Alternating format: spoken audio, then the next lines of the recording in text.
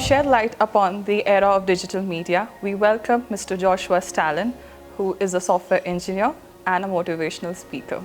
So, will you share with us how social media affects the students mentally, socially, and physically? Yes, so social media is everything as of now that I have to say with the current generation.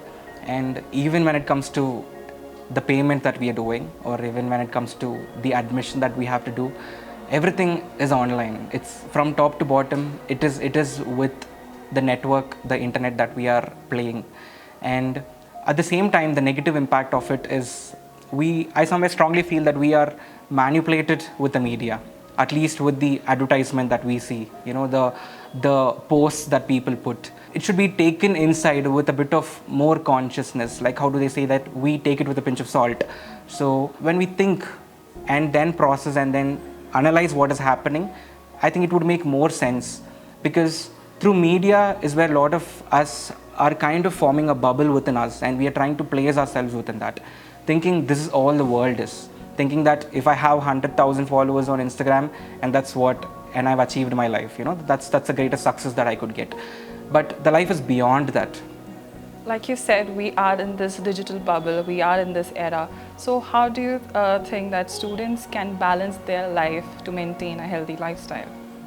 Yes, so here it takes time to break that bubble, but I would say that would be the first barrier that we have to try to overcome. And in my life, I have learned a lot only somewhere through Google, through YouTube, through many different creators, where I come across a lot of different things. Even when I have to do a presentation, at times I do go and browse how to give the best presentation that I can give. So media should not influence us, but we should take what is required from what we are watching. So I think every child should give that set of consciousness in their mind, should give them that idea that you're thinking something what someone else thinks this is what the reality is. But I think we have to tell them that this is what that person who's telling you is thinking, but you can always take time to understand what he's telling, to actually think is it right or wrong, even before accepting everything when your favorite person talks or gives an input of whatever the topic is. So at the same time, it also affects our physical lifestyle, where we start with Instagram Reels and it keeps going on and on. And even with YouTube Shorts, when we open it, it keeps going, because they wanted to do something good for us. That's what I would say. Like, if I have to think in the perspective of YouTube and Instagram, they really wanted to do good for me. They wanted to keep me comfortable, to give me what I like. But I'm forgetting that I have to be conscious of my time, because if I watch a food video right now and then I watch some popular YouTube vloggers video, and then I spend more time on that, and the next time when I open my phone, that's the very first thing that's going to come. So they are building the algorithms such a way it prompts me what I wanted to watch. So yes, of course it's doing good to me, but if I'm not accountable for what I'm doing, if I'm not conscious about what I'm watching, the time that I'm spending, then it's going to be ending up in a harmful way. And physical life, yes, games, when it comes to games, I am also a person where I'm more into video games, and I would love to play video games.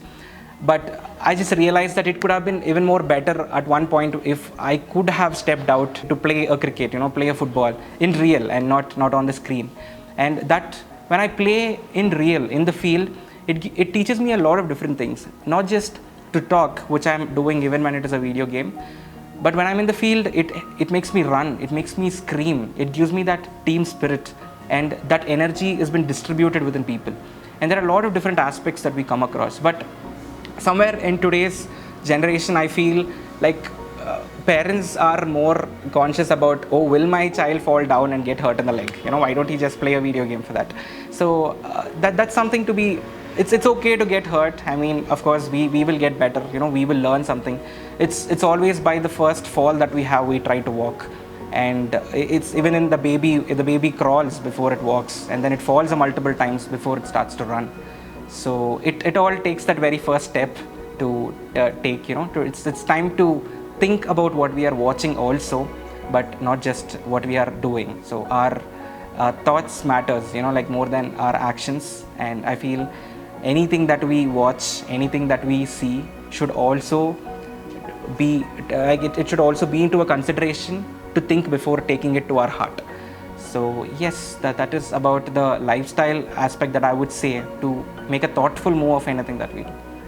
Taking by your words, I'm sure the students will understand to use the right medium. And thank you so much for sharing with us and enlightening us. Thank you.